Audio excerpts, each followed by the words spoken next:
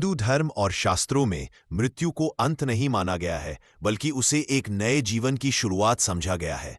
जब किसी इंसान का देहांत होता है, तब उसका शरीर पंचतत्व पृथ्वी, जल, अग्नि, वायु और आकाश में मिल जाता है।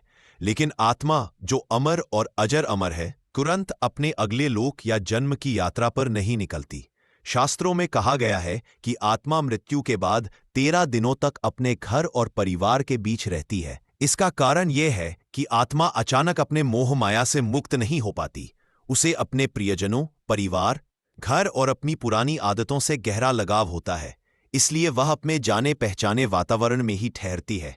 इन 13 दिनों को अंतराल काल कहा जाता है। इस दौरान परिवारजन शुद्धि, पूजा पाठ, गीता पाठ, रामायण पाठ और पिंडदान जैसे कर्मकांड करते हैं।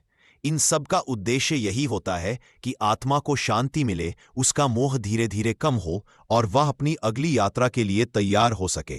13वें दिन को विशेष महत्व दिया गया है, क्योंकि माना जाता है कि उसी दिन आत्मा को विधिवत विदाई देकर पितृलोक या अपने अगले गंतव्य की ओर भेजा जाता है। इस गरुड़ पुराण में कहा गया है कि आत्मा मृत्यु के बाद कुछ समय तक सूक्ष्म शरीर के साथ अपने घर के आसपास रहती है। 2.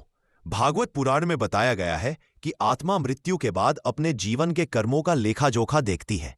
3. गीता में श्री कृष्ण ने कहा है कि आत्मा न कभी जन्म लेती है और न ही मरती है, वह केवल शरीर बदलती है, लेकिन मोह और संस्कार उसे रोक कर रखते हैं। प्रथम पाठ आपको अच्छा लगा है तो कमेंट में हमें बताइए, जिससे कि हम आपको आत्मा का पार्ट दूसरा दिखा सकें।